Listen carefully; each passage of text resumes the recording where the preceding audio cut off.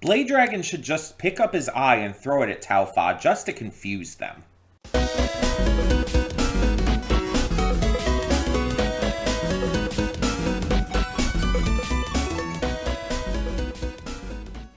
Before we get to today's video, I want to take a moment to talk about Patreon. That's right, we are on Patreon now, and we have a bunch of tiers with a bunch of great rewards. You can subscribe and get things like early access to all reactions, depending on your tier, depends on which reactions you get early access to. You can vote on polls exclusive to patrons that will help determine future reaction series and more. You will get to just have various choices in terms of like getting to choose future reactions I react to, getting to choose first impressions I check out, all kinds of different rewards, and possibly more coming in the future. We're still new at this. We're still figuring things out. It's a process. It's a process. But we have multiple tiers, so whatever you would be able to donate, if you're able and willing to donate, is appreciated. It helps me out, it helps the channel out, it helps us grow. It's going to help just, standardly. It's just something new to check out. Plus, if you like getting the reactions early, that's also a plus. But it is optional. If you're unable to do it, that's completely fine. All reactions will come to YouTube just a little bit later, a week later or so. So, that all being said, thank you as always so much, and let's get on with today's video. And with that being said, hey everyone, welcome to Princess Decay. I'm your host Connie, and today we are here with my blind reaction to Hell's Paradise Season 2, Episode 8, and the battle between Blade Dragon and Fuchi and Talfa continues. We also have the brothers taking on the other Tencent at the moment. We still have the battle going on with our other group. We're kind of like splitting things up right now. And I'm very curious as to how long, if we're going to focus on this battle for the moment, or these battles technically, or if we are going to go back and forth between this and the battle with Gabimaru and all of that. It's interesting that these battles are happening right now, because we're clearly cutting down some of the Tencent. And I don't think we're going to have our final battle with the Tencent yet. And we still haven't been catching up with the invading party yet. The ninjas and the other Asaimon who are coming in. It's like, we still don't know, like, how close they're getting or how they might interfere with all of this. I will say so far this season has been pretty great. It's had a lot of great focuses, a lot of great characters, and some just really good moments. It outside of like some like setup moments, which I don't mind. In fact, I like those kind of moments where they're just talking and planning and everything. Outside of those, though, it's been like very direct and to the point this season. It's been like go, go, go. They're not holding back. They're not wasting any time. And again, even with the moments where they're planning things out and like preparing their missions, it's like that's important. They have to make sure they know what they're going to do, so they're prepared for whatever situations are going to come into play. And even then, even with all that planning, they weren't fully prepared, because there's a lot of things that, could catch them off guard, a lot of things that they weren't ready for. They didn't even think they were going to be having these battles necessarily. So, and then on top of it, you have Blade Dragon just taking out his own eye, because he's kind of crazy. I still don't think he needed to do that. He could have just closed his eye. It's like, okay, you need to not, like, focus on your sight. Just close your fucking eye. Why did you have to go to the most extreme option? Like, seriously. It feels unnecessary. It feels like a completely pointless choice. But maybe that's just me. maybe there is a deeper reason for it. Maybe the dedication to doing something like that helps him out too, or something. I don't fucking know. But yeah, I'm very curious to see what continues on. And I like what we got with Taufa last episode. And not just, the sexy stuff with them being, like, getting super buff and shit. Um, but, like, I like that we find out that Taufa is never actually happy, is never actually, like, enjoying things. That they're, like, pretty much always bored out of their fucking gourd. And that this is like the most excitement they've had in like forever. They put on this like warm, vibrant personality to basically deal with their boredom. And they're not exactly like ever truly enjoying themselves. It's a mask. And I kind of like that development. Because Taufa, compared to the other Tencent, has always been the chipper one, the high energy one. And so finding out that they are, much more solemn, I guess is a way to put it, inside, is a very interesting bit of development. Even if they're gonna, probably end up being killed during at the end of this battle.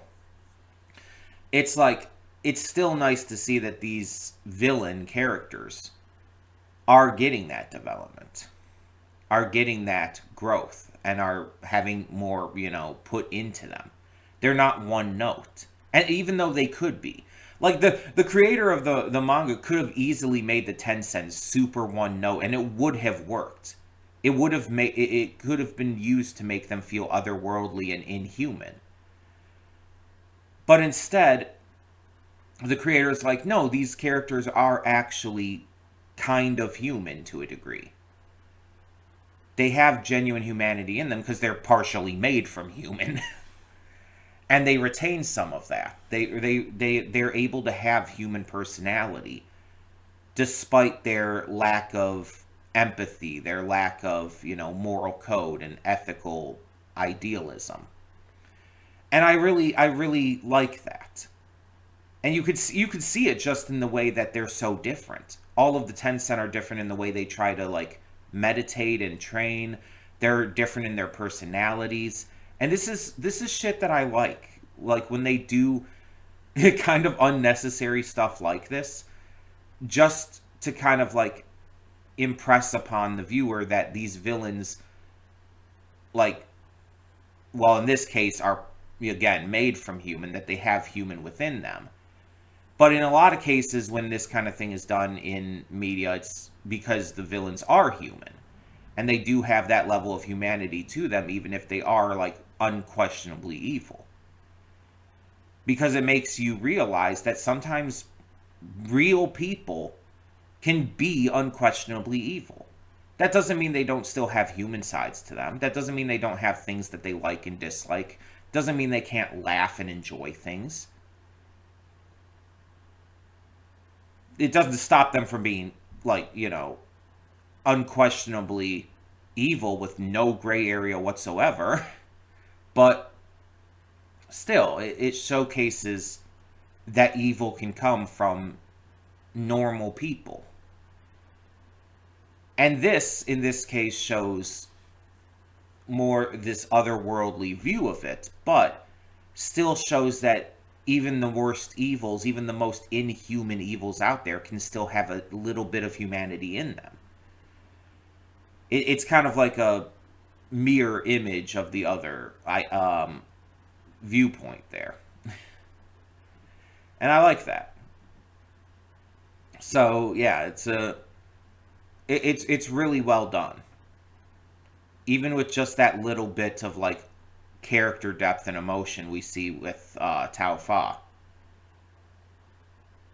So I'm really excited to see like more of the Tencent kind of get that treatment, and especially Rien, Because Rienne is the one who, like, kind of, like, changed how everything is going, right? Rienne is the one who kind of went crazy one day, and it's like, oh, we're not going to be as peaceful as we were. We're going to kind of go, like, insane and start to become evil and talk about overthrowing the mainland and shit.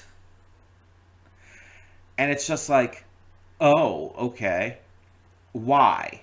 What is the reason for Rienne's kind of, like, downward spiral? I wonder if we're gonna not find that out until May confronts them. Because obviously May is gonna have that confrontation scene that's already been set up. But I'm thinking we might not actually find out the truth until that confrontation scene actually happens. I don't know for sure. I can't, like, claim anything. I don't know anything about where this season or series is going. So, yeah. Just speculation on my part at this moment. I think we should get into this, though, because I'm really enjoying this and I just want to see where it goes. So let's check this episode out and see what we have in store. Hold up just a sec. Before you click that link down in the description below to get to today's video, I want to remind you of all the awesome content we have both on this channel and the Princess of Gaming channel. Let's check it out.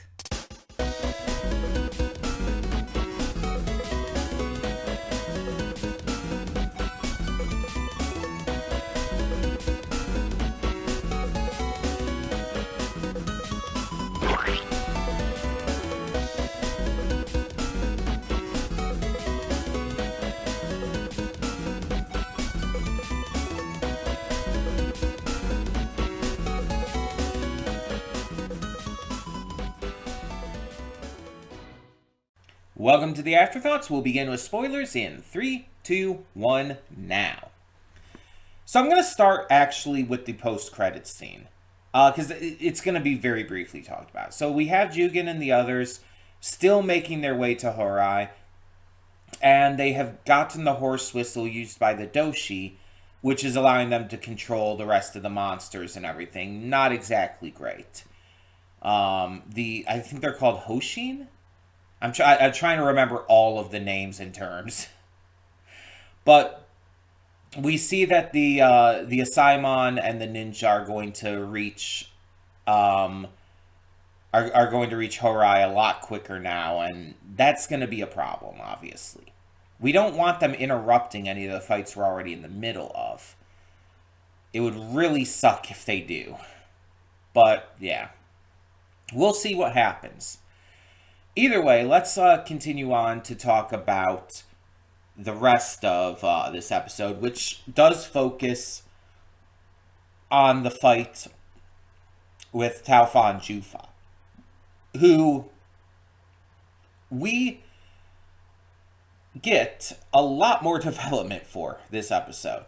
And it's funny, I talk about it in the pre-thoughts. For those of you who didn't watch the pre-thoughts, though, for those of you on Patreon, most notably, I did say in the pre-thoughts, I was talking about how I really liked how last episode was developing Taofa and was showing that they have, like, humanity to them.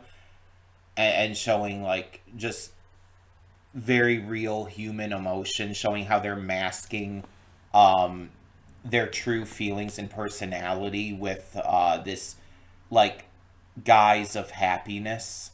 This guise of, like, joy and frivolity and silliness and whatnot, sexuality, even to a degree.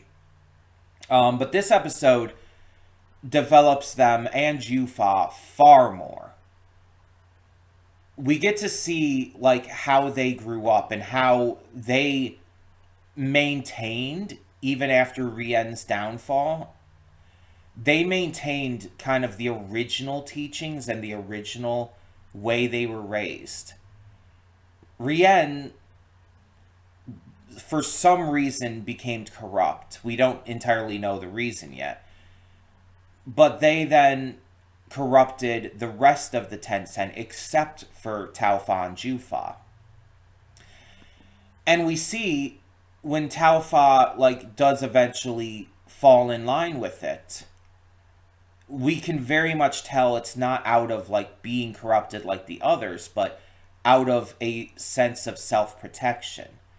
They're doing so because they're scared, because they they're afraid of the feelings that they have, the empathy and care that they have in their minds. And so they put on this mask of like almost insanity. This mask of like safety through this insane, always chipper attitude. And it allows them to basically deal with the internal pain that they're feeling. And because them and Jufa were created for each other,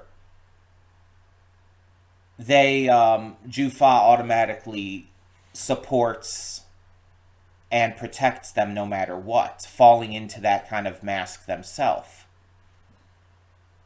Just instead of out of a need to protect themselves, they do it to protect Tao Fa, who they greatly care for. We also found out that them specifically studying Bochu Jutsu was not something they chose for themselves, but something that Rien forced on them. That them being raised together and for each other, Rien sees it as like specifically so they could perform Bochu Jutsu, basically just fuck constantly. And it's just kind of their, like, you know, way of trying to achieve true immortality. And we see obviously that because of how much they genuinely do love and care for each other, Jufa and Taofa absolutely, like, fell into enjoying Bochu Jutsu with each other, that they genuinely love to embrace each other and love each other in that manner. But the fact is, it was still something that was forced on them. It was still something that they didn't choose for themselves. And this really shows the humanity that the Tencent used to have and that Taofa and Jufa still do. And really shows that Rien has fucked everything up very specifically. And again, we already knew Rien was the problem. We already knew that they were like the true big bad here. Like, I think even above like the Emperor, or the Hermit, or whatever the fuck they call them. I don't even think he's as bad. I think he might even be puppeted in a way, whether physically and literally or just, you know, metaphorically by Rien. Rien, for whatever reason, I don't know if he just became disillusioned with the world and the way things were, or if there's something else to it, but they definitely became corrupt from some reason and basically made it everyone else's problem. And the interesting thing is, Taofa and Jufa were the first two Tencent we met. Like, they were introduced, what was it, episode 3? Like, prior to even Mei being introduced. Because Chobei and his brother came across them. And it showed them making out, enjoying the peach together and everything. But it was like, it also showed the way they looked at the brothers and the way they reacted to everything. And it was like, I think I described it at the time as being like both sexy and incredibly creepy at the same time. It's like the most unnerving, sexy scene like you've seen in anything, or at least at the time I've seen in anything. So it's one of those things to where it's like the first Tencent we end up actually seeing were the ones that have the most humanity to them. We now find out. The two that weren't corrupted by Rien's bullshit, we'll just say, but instead chose to basically fall in line with it as a form of protection. Again, Taofa protecting themselves and Jufa protecting Taofa. And when going into their full monster form, they even merge together. They're so, like, ingrained each other. It's like what Fucci said. Fucci basically said that their form is a representation of love, that it is like love in physical form, and that's exactly what it is, because these two, more than anything else, love each other. And it's not because of the sex, it's not because of Rien forcing them to be together and whatnot and train together and everything. It's because they've always loved each other. This, like, this pure, unwielding, just natural love for each other that they've always had. And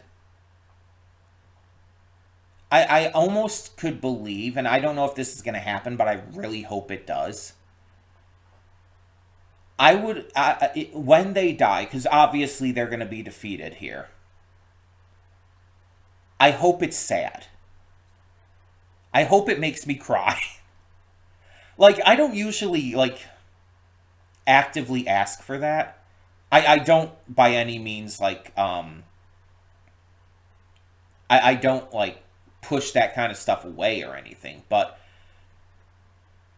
I in this case very specifically want this to make me cry, because I feel like I feel like their death needs to be sad based on the backstory we had here. Based on the backstory, based on all the information we found out, based on the reality of these two, when they die, I want it to be sad. I want it to be like them holding each other in the end, and them like just having one last moment of love with each other. I think that would be the perfect way to close out their story. I don't think it should be done any other way. Like having like some kind of like final kill where they like scream into the heavens or something, I don't think that would be as effective. If you really want this backstory to mean something, you have to have their death mean something. Because again, we know they're gonna die. The only other way to do it would be if the ninja and the Asaimon arrive and kill Jufa and Taofa themselves and take that like satisfying happy end away. Because that would instead of having a satisfying, endearing ending to Taofa and Jufa, that would be like a great way to establish this invading force as someone we don't like, as the enemy, as someone that needs to be taken down. The problem is, it's like, I don't feel like that would work in this exact situation, in this exact circumstance with what's going on. Because I feel like there would have to be, you would have to have our main characters, our heroes, Blade Dragon, Fucci, and the brothers, having more sympathy to some degree for their enemies here, for Taofa and Jufa, for that to work. So I really don't, that's like the next best option, but I don't think that would actually work given the specific circumstances. I think it would still be better if it were just, you know, a really sad, like, emotional end to their story. That's just my view on it, though. This episode, getting to see the backstory, getting to see, like, just how deep their love is for each other and everything was probably probably my favorite episode because of that specifically, because of that depth and development. Again, I talked about it in the pre-thoughts, but for those of you who are on Patreon, just to reiterate here, this is something I was specifically praising last episode for in the pre-thoughts. this is something I specifically really loved that last episode did, even to a little degree. And now this episode does it to a much greater degree. And it's even better. Like, the action was great too, but honestly, the action isn't what like is really making me love this season. It's the character developments, the developments of even the villains. Like, all of these really in-depth characters, even Jugan and the others coming in to be, just another group of antagonists. Even they have a lot of great depth to them that makes them fascinating and really interesting developed characters. And so I really love what they're doing with the characters this season. We also get to see other characters who aren't really changing or growing that much, but we get to see them like learning more about themselves and what they need to do to achieve their goals, like Blade Dragon learning that he, instead of needing to go after everything and achieve everything, he has to actually dial shit back and like focus on less in terms of, I guess, worldly possessions and worldly goals and achievements. And that's helping him be able to fight and be able to work better. Fuchi is connecting with Blade Dragon and others really well. We obviously have seen the brothers develop and grow, and though, I mean, I guess that was always Chobei's thing, like adjusting to whatever he needs to and all. So that's kind of always been what he's done, but we're seeing his brother now do so as well. We're seeing like how Yuzuriha is growing more connected to the group and like actually trusting in them and actually wanting to work with them rather than just, self-serving purposes.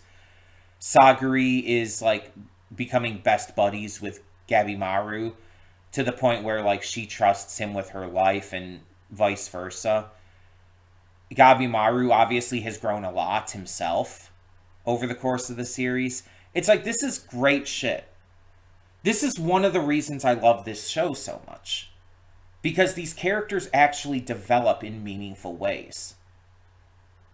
Even if it's just little bits at a time, even if it just like if it's just them realizing that they need to look at things from a different angle to try and achieve the goals that they already have and are going to continue to have. It's like there's so much interesting factors to it. And we've lost quite a lot of characters along the way, but sometimes those have helped like push other characters forward. And it's actually like helped out, weirdly enough. Not to say it's like, a good thing that they died exactly. Well, it depends on the character, I guess, but it's just our characters have grown through this trauma, through this trouble, and have been able to better themselves mentally, emotionally, and physically through overcoming these traumas and working together to figure things out here. Also, they're training with Tao. Everything is just like really good. I'm just really loving this. And this season especially has been taking it to the next level. This series is fantastic, and I really, really hope that it continues to like really hit it out of the park here. But for now, I want to hear your thoughts. Let me know in the comments below what you think of this episode. What do you think of the backstory and everything that we found out about? And let me know all of that and more in the comments. For now, though, thank you so much for tuning in. And yeah, I'm Connie and I'm signing off. See y'all next time.